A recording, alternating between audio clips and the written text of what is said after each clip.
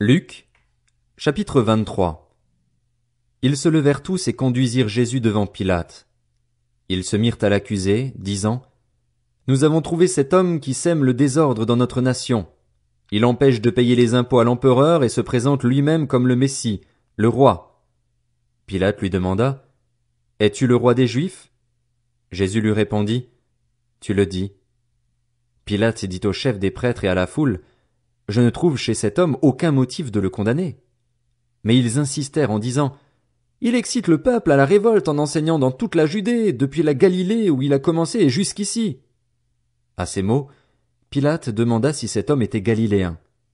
Lorsqu'il apprit qu'il relevait bien de l'autorité d'Hérode, il le lui envoya, car lui aussi se trouvait à Jérusalem ces jours-là.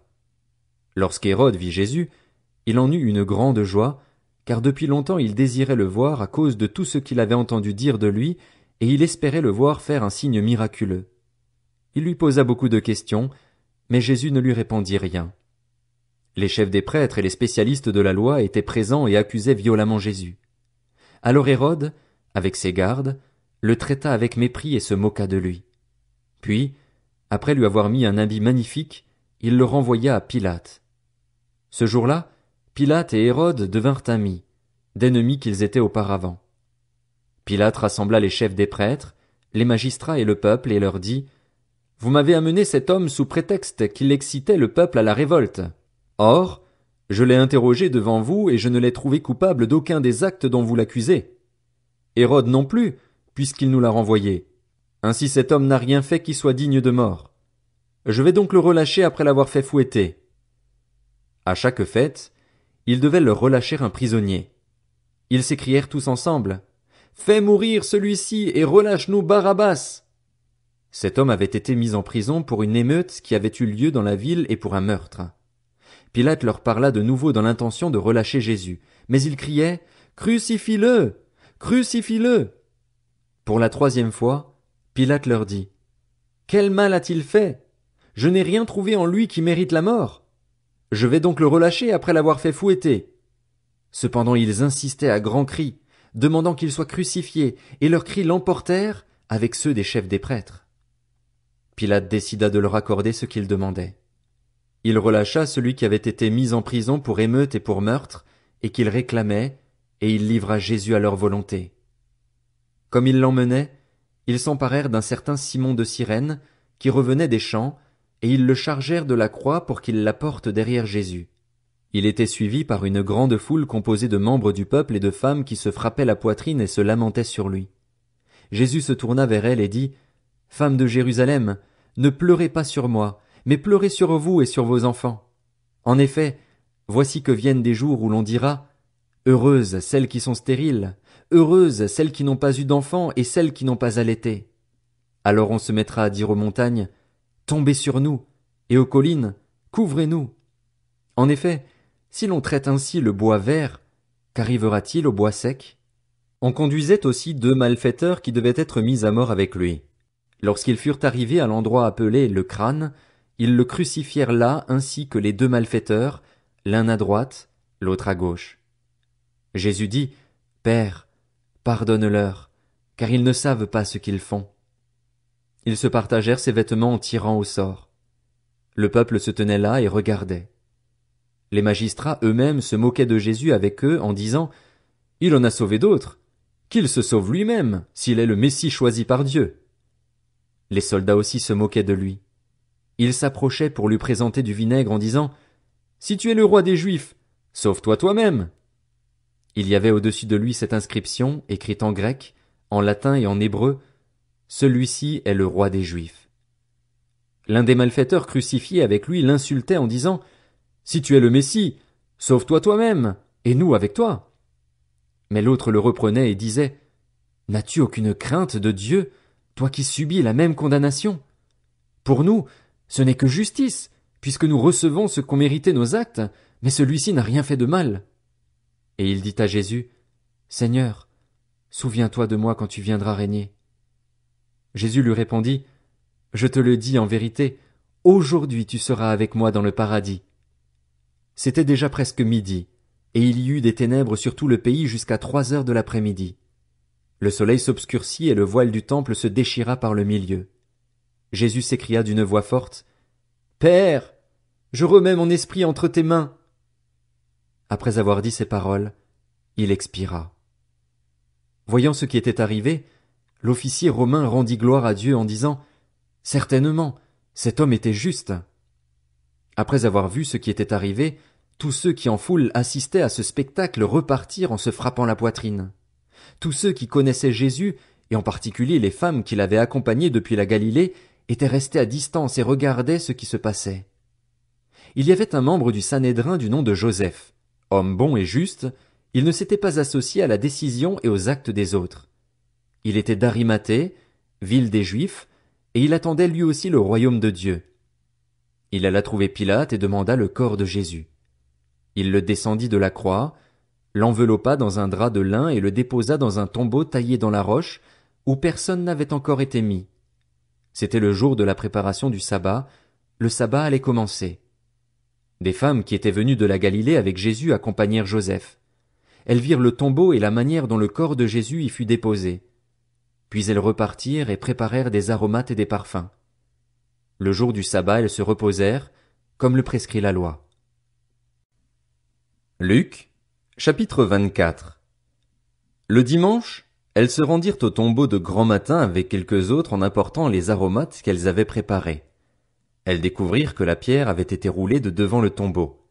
Elles entrèrent, mais elles ne trouvèrent pas le corps du Seigneur Jésus. Comme elles ne savaient que penser de cela, voici que 2 hommes leur apparurent, habillés de vêtements resplendissants. Saisies de frayeur, elles tenaient le visage baissé vers le sol. Les hommes leur dirent, « Pourquoi cherchez-vous parmi les morts celui qui est vivant? Il n'est pas ici, mais il est ressuscité. Souvenez-vous de ce qu'il vous a dit, lorsqu'il était encore en Galilée. Il faut que le Fils de l'homme soit livré entre les mains des pécheurs, qu'il soit crucifié et qu'il ressuscite le 3e jour. » Elles se souvinrent alors des paroles de Jésus. À leur retour du tombeau, elles annoncèrent tout cela aux 11 et à tous les autres. Celles qui racontèrent cela aux apôtres étaient Marie de Magdala, Jeanne, Marie la mère de Jacques et les autres femmes qui étaient avec elles, mais ils prirent leur discours pour des absurdités, ils ne crurent pas ces femmes. Cependant, Pierre se leva et courut au tombeau. Il se baissa et ne vit que les bandelettes qui étaient par terre. Puis il s'en alla chez lui, tout étonné de ce qui était arrivé.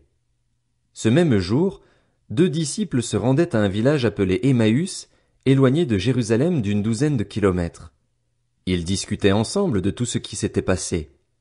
Pendant qu'ils parlaient et discutaient, Jésus lui-même s'approcha et fit route avec eux, mais leurs yeux étaient empêchés de le reconnaître.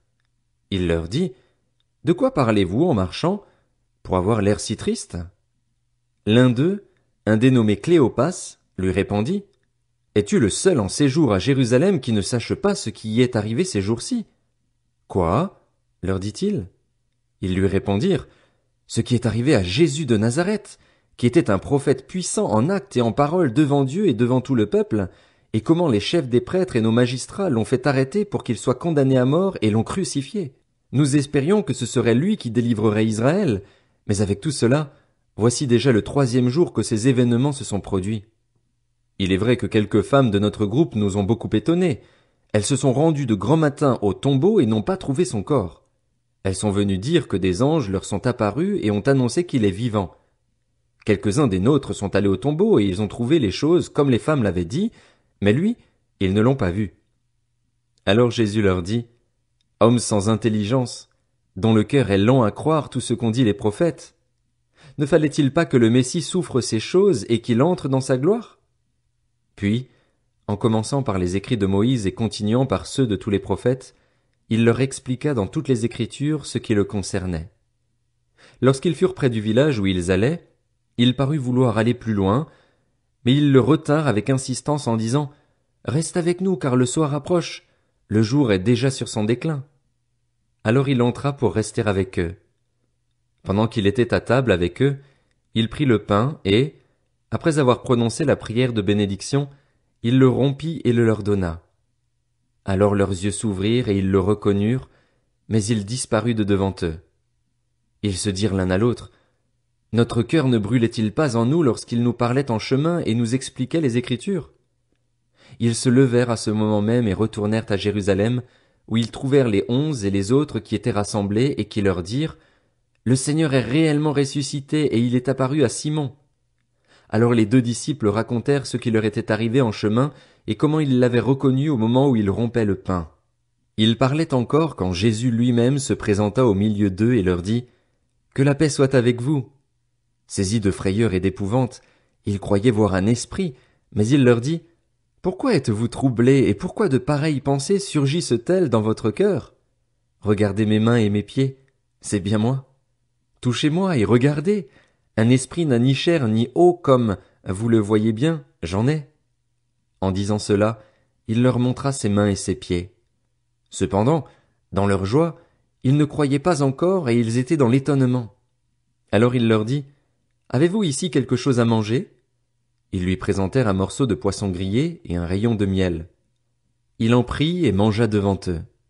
Puis il leur dit: C'est ce que je vous disais lorsque j'étais encore avec vous. Il fallait que s'accomplisse tout ce qui est écrit à mon sujet dans la loi de Moïse, dans les prophètes et dans les psaumes. Alors il leur ouvrit l'intelligence afin qu'ils comprennent les Écritures, et il leur dit: Ainsi, il était écrit, et il fallait que cela arrive, que le Messie souffrirait et qu'il ressusciterait le 3e jour, et que la repentance et le pardon des péchés seraient prêchés en son nom à toutes les nations, à commencer par Jérusalem. Vous êtes témoins de ces choses. Et voici que j'enverrai sur vous ce que mon Père a promis. Quant à vous, restez dans la ville de Jérusalem jusqu'à ce que vous soyez revêtus de la puissance d'en haut. Il les conduisit jusque vers Béthanie, puis il leva les mains et les bénit.